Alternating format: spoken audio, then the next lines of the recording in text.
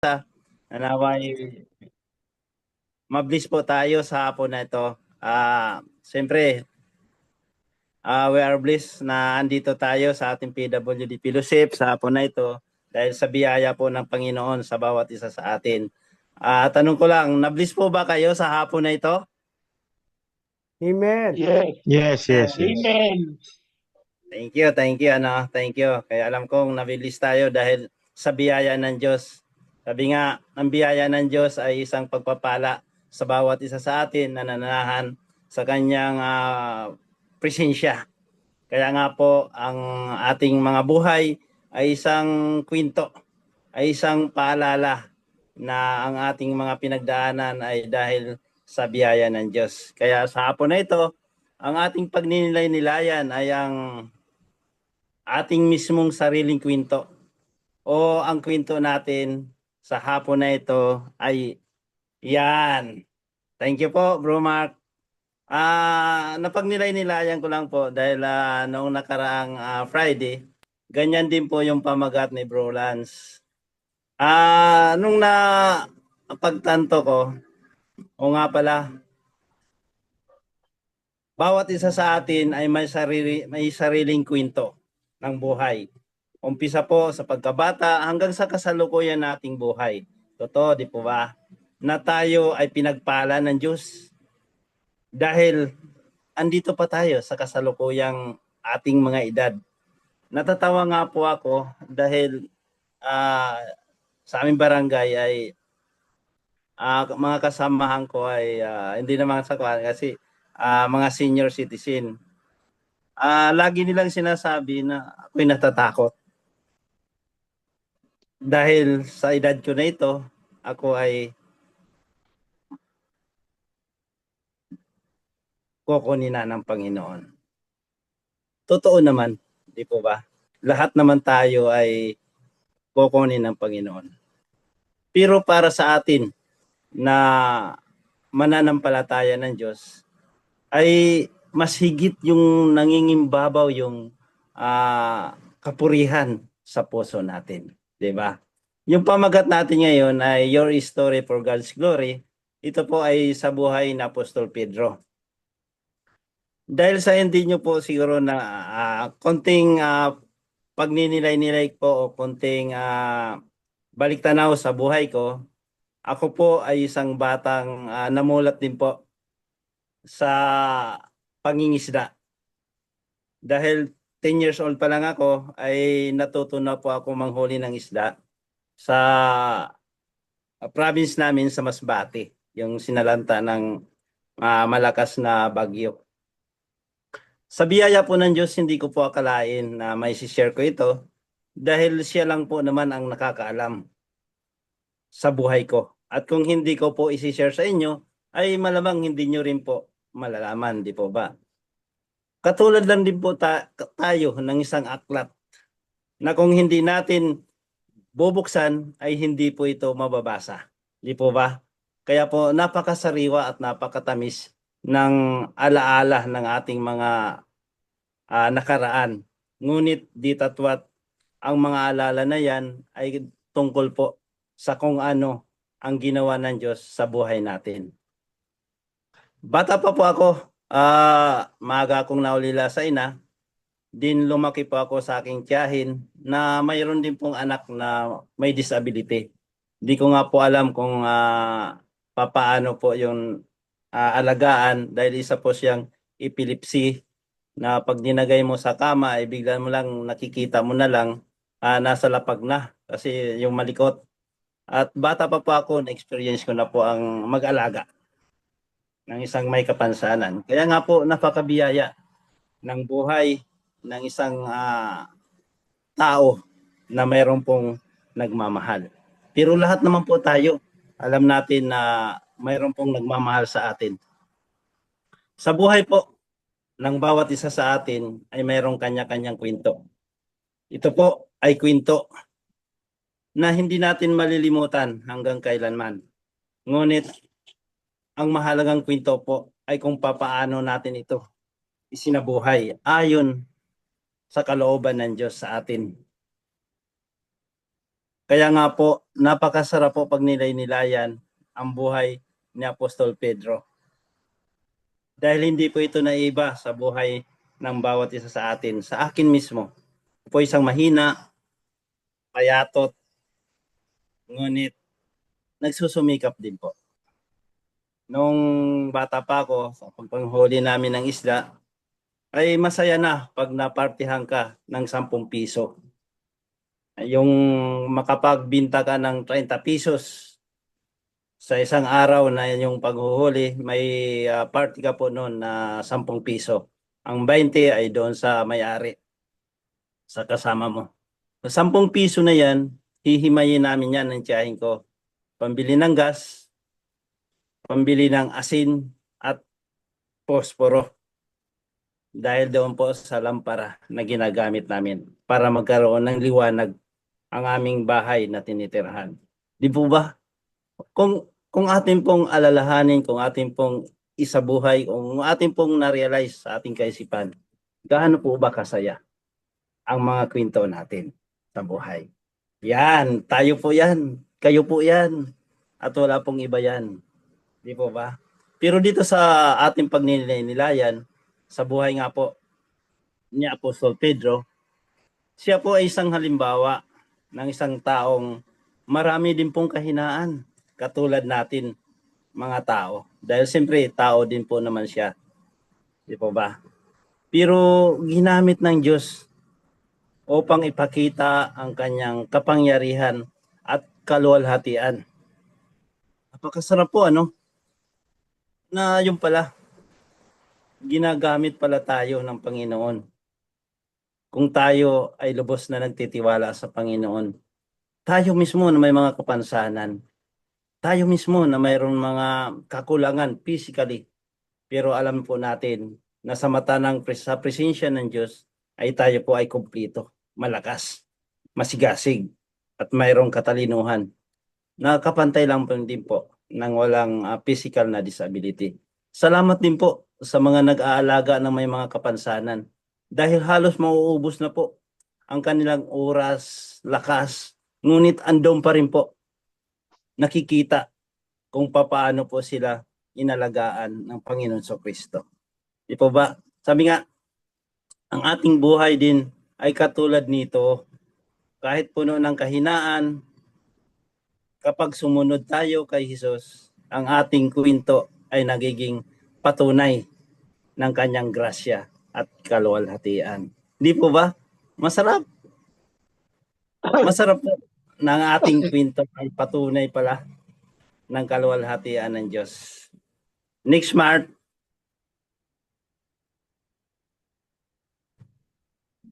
Dito po, buhay ni Apostol Pedro, yung una po,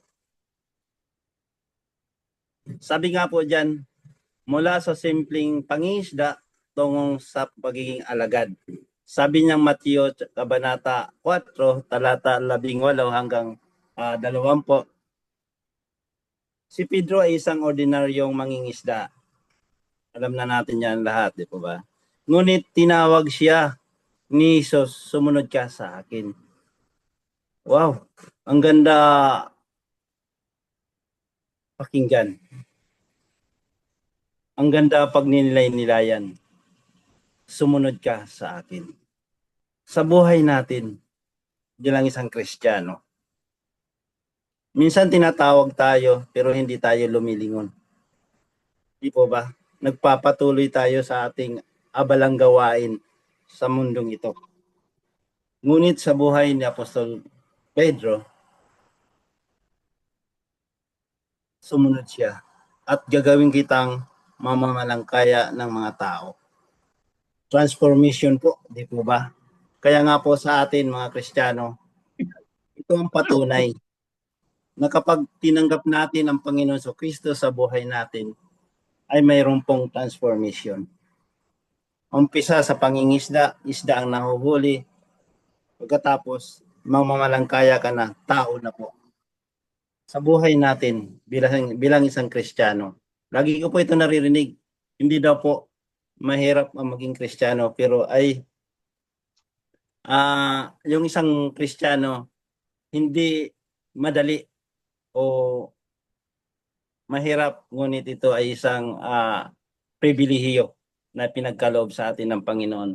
Dito nagsimula ang kanyang kwento ng pananampalataya. Ito yung unang kwento. Dito nagsimula si Apostol Pablo sa kanyang pananampalataya sa Panginoong Jesucristo. Isang simpleng mangingisda, ngunit tinawag siya ni Jesus upang maging bahagi ng kanyang dakilang plano. Wow! Mga kapatid, brother and sister, bakit andito pa tayo sa buhay natin ito? Alalahanin natin na may dakilang plano ang Diyos, purpose sa bawat isa sa atin.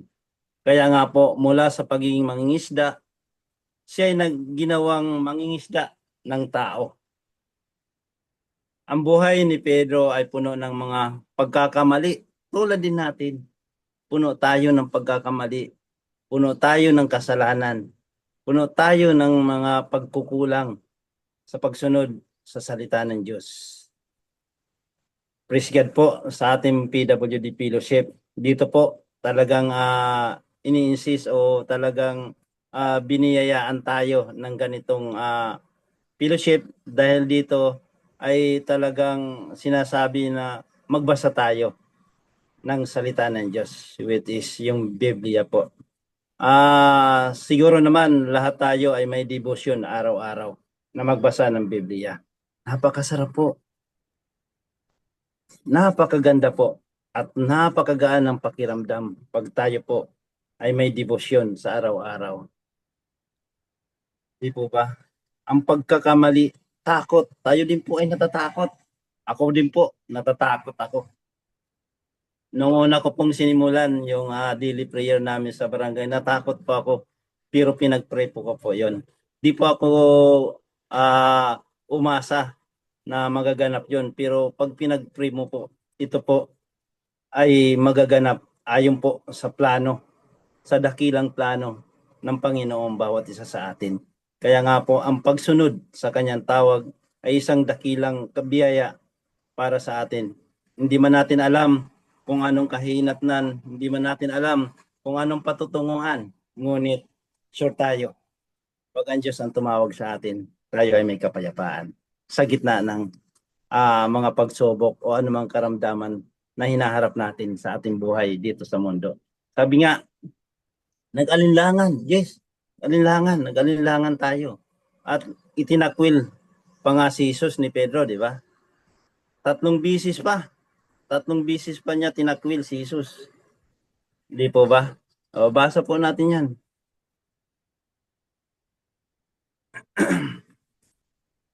Ngunit sa kabila ng lahat, siya rin ang ginamit ng Panginoon upang manguna sa unang iglesia at parangalan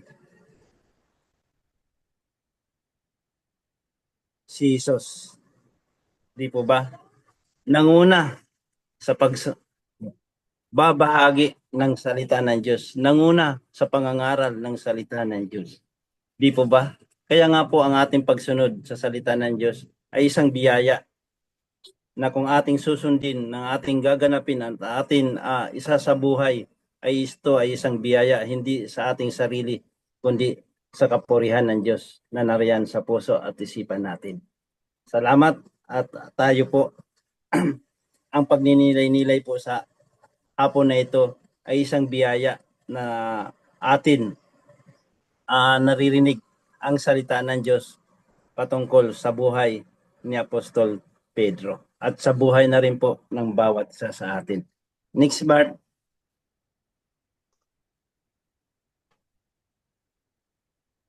Yung pangalawa po, mga sandali ng lakas at kahinaan. Sabi nga po dito sa Mateo Kabanata 14, talata 28 hanggang 21. Naranasan niyang makalakad sa tubig, pero lumubog din dahil sa takot. Ganyan din po tayo. Di ba? Imbis na andun na sa dulo ng tagumpay, ngunit nalilinlang tayo ng ating kaaway. Kaya nga po, ang focus natin dito sa PWD Fellowship ay magkaroon ng kaganapan ang buhay ng bawat isa sa atin Sabi nga kanina ni Bro Mark, sariling growth. Naway lumago tayo.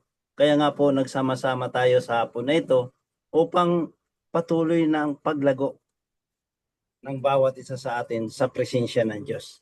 At patuloy tayo na sumunod sa tawag ng Diyos. Kaya nga po napakahalaga nitong Friday, 4:30 p.m. dahil ito po ang pagtawag sa atin ng Panginoon upang tayo ay magsama-sama at pagninilay-nilayan ang kanyang mga salita. Napakasarap po dahil hindi ligid sa ating kaalaman ang mga kasakit, mga karamdaman o mga pagsubok na naranasan ng ating mga kapatid. Di po ba? Pero andito tayo nagsama-sama upang pagnilay-nilayan ang salita ng Diyos. Hindi po ito kwento ng sarili lang haka-haka kasi ang ating PWD Fellowship ay mayroon din pong group Covenant. Be honest. Di po ba? Napakasarap po na tayo ay totoo na nakikiisa sa ating layunin upang lumago ang ating pananampalataya at tayo ay sumusunod at tumutugon sa tawag ng Panginoon sa bawat isa sa atin. Kaya nga po, siya rin ang nangakong handang mamatay para kay Jesus. Ngunit 3 beses nga po niya itong itinakwil. Tayo po, bilang pagtugon sa tawag ng Panginoon, ilang beses po kaya tayong mangako? Ngunit hindi naman natin tinutupad. Naranasan nyo na po ba yan? Yung iba, siyempre, yung iba naman ay hindi. Dito po, pinapakita nito na tulad natin si Pedro ay hindi perpekto. Sino po ang perpekto sa atin? Wala po. Lahat nga po tayo ay makasalanan. Alalahanin natin na kung hindi sa biyaya ng ating Last Supper kanina, doon po tayo ay niligtas ng Panginoon sa ating mga kasalanan. Kaya nga po, ang ating mga kwento ay kung papaano po tayo binago ng Panginoon. Umpisa sa ating pagkakasala, nagkaroon ng pagbabago, niligtas, at binayaan ng buhay na walang hanggan. Napakasarap po ng pakiramdam. Kung itong mga pagbabago na ito ay nakikita din sa ating mga gawa. Hindi lang po sa ating mga salitang kwento, ngunit ito din po ay kabahagi ng ating gawa. Kasabay ng pagkwento natin ng ating buhay, ito din po ay nararamdaman ng mga taong kahalubilo natin. Kung papaano po minaniobra ang buhay ni Apostol Pablo ay ni Pedro sa layunin ng Panginoon. Ganon din po tayo. Imamaniobra din po ng Panginoon ang buhay natin. Imamaniobra din po ng Panginoon kung papaano po tayo hahantok sa atin patutunguhan.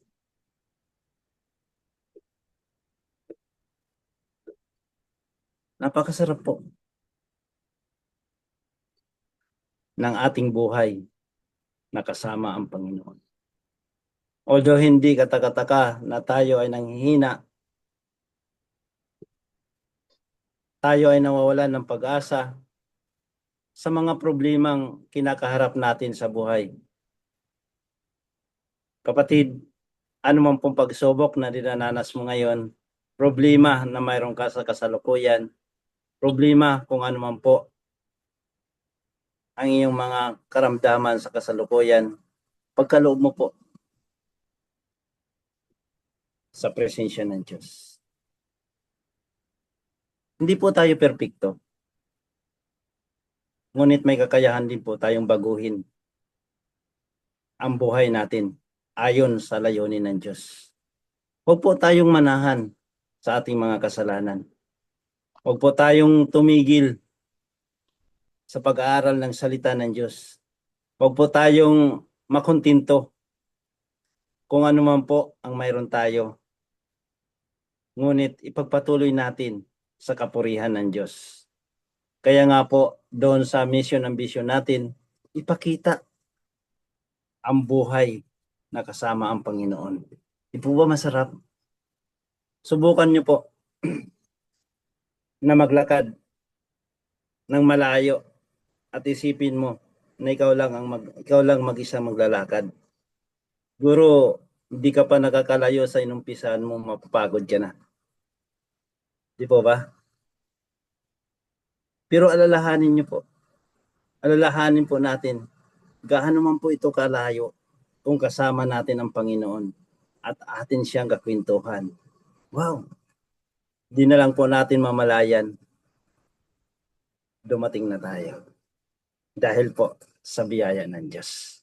Di tayo perfecto? Oo.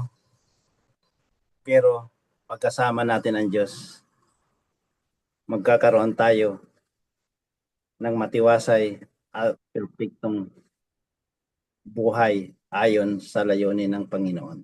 Huwag po tayong manahan sa sarili natin katalinuhan, kakayahan, tulad ni Apostol Pedro na hindi nga po nakapag-aral ng mataas, ngunit sumunod sa tawag ng Panginoon. Next Mark, number 3. Yan po ang pangatlo. Pagbibigay ng buhay para kay Kristo. Ito po ang nakasulat sa 2 Pedro Kabanata 1, talata 14. Sa huli, si Pedro ay naging martir. Ipinako rin sa krus, ngunit patiwarik. Ayon sa tradisyon, dahil hindi siya karapat-dapat na mamatay tulad ni Jesus. Di po ba? Natapos ang kanyang kwento bilang isang patotoo ng tapat na pagsunod. Dito po, bakit po patiwarik? Na-realize niyo po ba? Kung bakit patiwarik siya? Dahil nga po, siya mismo ang humiling. Ipako ng patiwarik. Dahil sa kanya pong masidhing pananampalataya sa Panginoon. Ganun na lang po ang kanyang pananampalataya sa Panginoon. Na kung susundin niya at sinunod niya, hindi nga lang po kapantay. Ngunit talagang sa puso ni Apostol Pedro, talagang gagawin niya ang lahat. Masunod lang ang pagtawag ng Panginoon sa buhay niya. Di ba? Dahil sa kanyang kababaang loob. Di ba? Hindi siya karapat-dapat mamatay sa parehong paraan ng kanyang Panginoon. Ngunit sa kababaang loob, para kay Pedro, hindi siya karapat-dapat nga. Ang kanyang kamatayan ay naging matinding patutuo ng pananampalataya. Pinili niyang maghirap at mamatay dahil mas mahalaga sa kanya ang katapatan kay Kristo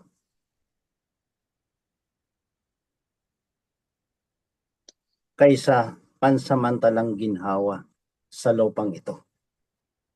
Di po ba? Matindi po talagang pananampalataya ni Apostol Pedro. Pinili niyang mamatay dahil sa kababaang loob niya. Hindi niya sinaisip ang kaginhawaan dito sa lupa. Ang pansamantalang kaginhawaan sa lupa. Sa huling sandali ng kanyang buhay, ipinakita niya ang isang aral ng kababaang loob, katapangan at tapat na paglilingkod. Di po ba? Masarap po. Masarap po pag nilay-nilayan na ang buhay mo pala sa kasalukuyan ay isang mahalagang kwento patungkol sa kung ano po ang ginawa ng Panginoon sa Kristo sa buhay ng bawat isa sa atin. Kaya nga po, panghuli, ang kwento ng buhay ng bawat isa sa atin ay hindi kwento na ayon lang sa atin kaisipan, na ayon lang sa sarili nating lakas. Ito ay kwento ng patutuo kung paano tayo binago ng Panginoon sa ating kasalukuyang buhay. Di po ba? Kung paano po natin tinanggap ang Panginoon sa presensya, sa puso, sa isip, sa gawa. Diyan po nagkakaroon ng kagandahan, unang pag-asa ang kwento ng buhay natin bilang isang Kristiyano. Ang ating buhay ay katulad lang din po ng alon sa dagat na kung saan hahampas din po ito sa dalampasigan. Kaya nga lang po, napakabiyaya ng Diyos dahil hindi po tayo lahat sa dalampasigan humahampas. Yung iba po ay sa batuan. Masakit po yun. Ngunit datatwa tayo yung mga Kristiyano na umaasa sa biyaya ng Diyos. Ang buhay natin ay alam na natin kung saan ito patungo. Di po ba? Ano po ang aral? Next, Mark.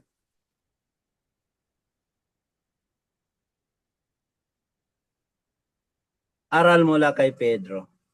Kahinaan plus pagtubos ng Diyos equals kaluwalhatian ng Diyos. Napakasarap po. Mahina ka sa kasalukuyan. Mahina tayo sa ating kalagayan. Nakaupo tayo sa ating wheelchair. O nakahiga lang tayo sa ating higaan. Pero tinubos tayo ng Panginoon. Ano po yung kagandahan nito? Kaluwalhatian ng Diyos. Kaya nga po, pag nakikita natin ang buhay ng bawat isa sa atin, wow, hindi natin nakikita ang paghihirap, kundi ang presensya ng Diyos. Noon nandun po kami sa kwan, noon nandun po kami, maalala ko, sa God Disabled Family Day. Ang una ko pong nakita doon si Brody, na may anak na dalawa, autism. Saka, kung titingnan mo po silang pamilya, napakahirap po tingnan. Kung sa sarili mong mata. Pero sa kalooban mo tingnan, kung papaano po sila nilolhati ng Diyos. Andun po.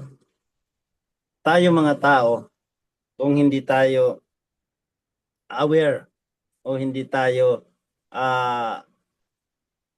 nananahan sa kalooban ng Diyos, makikita natin sa ating mata ang hirap.